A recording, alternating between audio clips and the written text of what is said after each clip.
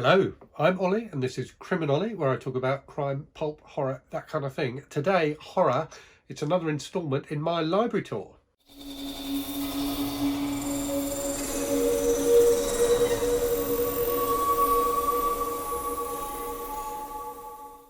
So I've managed to get up into the attic and pluck down another box from up there. It's not a particularly big box, so there's not that many books to go through today. But these are all horror books, and these are ones that I may or may not have read. I think mostly they're ones I haven't read, but some of them are ones that I can't remember if I've read or not. So they're ones that I've rebought that I used to own years ago. So anyway, let's go through them and talk about what they are. So first up, a hardback, Let the Old Dreams Die and Other Stories by Ajvide Linqvist, author of Let the Right One In.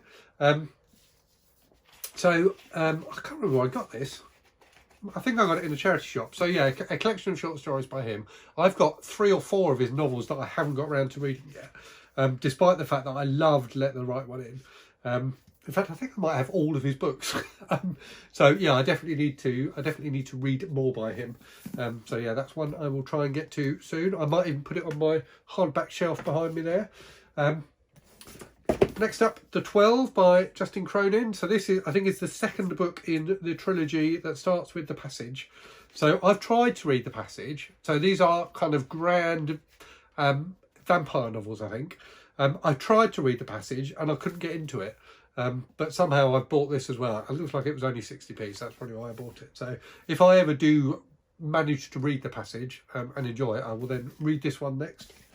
Right, what's next? Next up, Far Cry by Michael Stewart.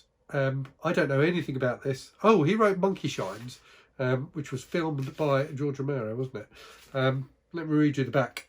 11-year-old Jonathan Hall is a normal, intelligent, loving boy. Sometimes.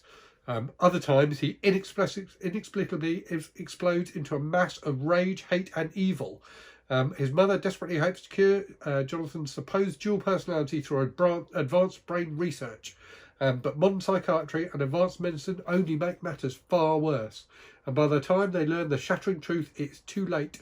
For Jonathan's twin worlds of good and evil are about to merge in a horrifying way. And someone must pay the price. That sounds pretty good. It's a crap cover, isn't it? It's a terrible cover, but it does sound quite good. Speaking of terrible covers, this book, I think, has one of the worst covers of any book I own. Look at that. Isn't that just awful? I've seen another edition of this that's got a fantastic cover.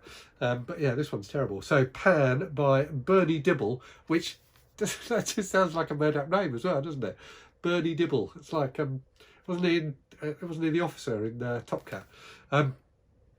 Anyway, let me read you the back of this one, because yeah, I don't know anything about this. I think it's from the 70s. It certainly looks like it's from the 70s. Oh no, 1980. This is a leisure paperback. So he was the first of a totally new species, the result of a unique scientific experiment. Half man, half beast, he inhabited a world of shadows, torn between his human and animal nature. The conflict within him threatened not only the success of the experiment, but Pan's own life, and the life of the one person who cared about him. Science created him, mankind rejected him. That sounds pretty good. But I suppose the people who write the backs of books are paid to make them sound good, aren't they? Right, up next, The Nameless by Ramsey Campbell. So this is one I'm pretty sure I owned when I was younger, but whether I read it or not, I do not know. It comes from 1981. Right, let me read you the back. One phone call from her daughter reawoke all the horrors of Barbara Wars past, because Angela had been brutally murdered years ago, shot in the head at point-blank range. So she was still alive after all. Where was she? Who had her in their power? Who can help Barbara as she strays into the evil world inhabited by those who abandon their names? For this is a world of inhuman torture and bloody murders, of gruesome initiations, locked doors and unheard screams. Again, that sounds pretty good. Right, up next, The Great and Secret Show by Clive Barker. So I think I've said it on the channel before. I really like Clive Barker's short stories. I love the books of blood. I don't like his longer fiction at all. This is 650, oh no, nearly 700 pages. So yeah, I think I tried to read this years ago. I think I had a hardcover and tried to read it years ago and couldn't get into it. I've clearly picked up a paperback at some point. So yeah, we'll see how I get on with that. Right, next up, Vanitas by SP Somtow. So I talked about his book, what's it called? Vampire Junction, a while ago on the channel. This is, I believe, the third book in that series. So there's another one called Valentine, which goes in between these two. So I need to get Valentine before I can read this. But I really enjoyed rereading Vampire Junction. And this has a blurb on the front, which makes it sound like one of the best books in history. So this is from SFX magazine, a full measure of orgiastic spurting, steaming blood and bad sex. I mean, you've got to read a book with that blurb on the front, haven't you? Right, next up, Sister Sister by Andrew Neiderman. So Andrew Neiderman, better known nowadays as Virginia Andrews, because he's the person who now writes the VC Andrews books. It's got a good demonic children on the back cover. Like laboratory animals, they had been studied and probed since the day they were born. The scientists refer to them as duplicatis anterior. The general public calls them Siamese twins. The tabloids label them freaks. But to Neil Richards, their new teacher, Alpha and Beta are very special children. Alpha is the dreamer, Beta is the doer. Alpha masters the thoughts, Beta controls movement. When Alpha dictates what's to be done, Beta is her puppet. They are the closest sisters on earth. No one can come between them. And when they put their minds together, no one is safe. Sounds pretty good. Right, next up, Dark Visions. So this is 3 novellas by Stephen King, George R.R. Martin and Dan Simmons. I wonder which of these I've read. Oh no, it's not 3 novellas, sorry. It's short stories by those 3 authors. So the short stories are The Reploids, Sneakers and Dedication by Stephen King. I'm not sure if those are included in any of his other collections. I don't recognise the names. But they may well be. And then by Dan Simmons, we've got Metastasis, Vanni Fucci is alive and well and living in hell, and Iverson's Pits. And then from George R.R. Martin, we've got The Skin Trade. So I don't think I've read this. Again, I'm pretty sure I had a copy of this years ago. But I don't believe I have read that one. So that looks good. Right, next we've got a couple of Omen books. So the novelisation of Damien Omen 2, which I'm pretty sure I have read this years and years ago, but again, I picked up another copy of it for some reason. And then the Omen book series is longer than the film series, so they obviously decided that there was money in keeping on churning out the books. So I've also got Omen 4 Armageddon 2000, which I assume is going to be set in the year 2000. Yeah, it doesn't say on the back when it's set, but I'm guessing it is. So I'm sure that will be fun if I ever read it. Who knows if I will or not. I've managed to overbalance my box of books. Right, next up, Velocity by Deen Koontz. I think I may have read this, but I'm not sure. But it's got a good... This is Koontz being a bit more thrillery rather than horror-y. So on the front cover, you get this... kind of note that someone's written that says, if you don't take this note to the police, I will kill a lovely blonde school teacher somewhere in Napa County. If you do take this note to the police, I will instead kill an elderly woman. You have 6 hours to decide. So that sounds pretty cool, doesn't it? I can never decide if I like Deen Koontz or not, but that does sound quite fun. Right, I'm going to have to get these ones out in a stack so I don't overbalance the box. Right, so first up, I've got The Amulet by Michael McDowell, which has got a fantastic cover. Now, obviously, I recently read the Blackwater series and did a video review of those, so I really want to read this. However, it's got bloody pages missing, so it leaps from page 38 to page 45. So, if anyone out there, here is a plea, if anyone out there has got a copy of The Amulet by Michael McDowell and will be willing to take photographs of pages 39 through 44, there might be slightly different page numbers in your edition, I guess, but if anyone's got a copy and would send me photos of those pages so I can read it, that would be lovely, and I would be forever in your debt. So leave a comment if you've got a copy and would be willing to do that. Oh, I missed an Omen book. I've also got Omen 5, The Abomination.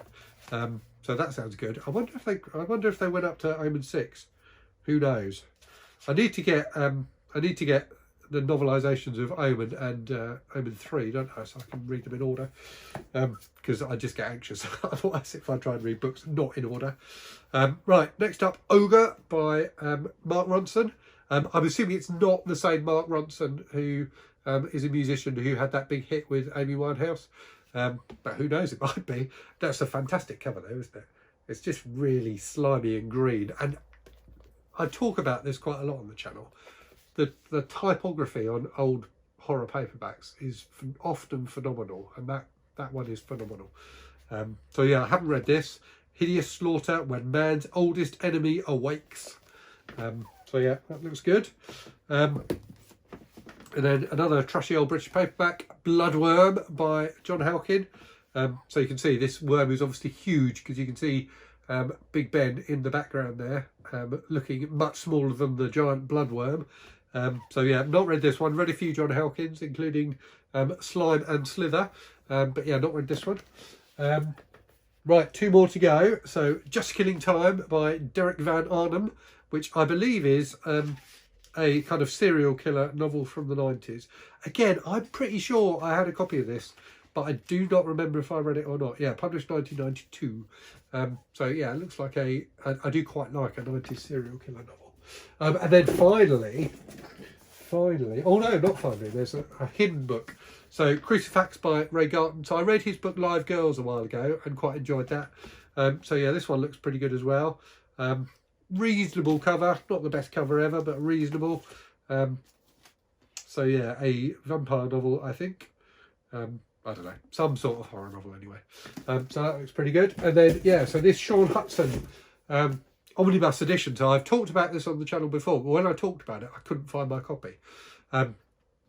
So this has 3 novels in it that Hutson wrote under pseudonyms, 2 of which are like UFO novels. So he wrote, I think, 3 UFO novels in a series called The Uninvited.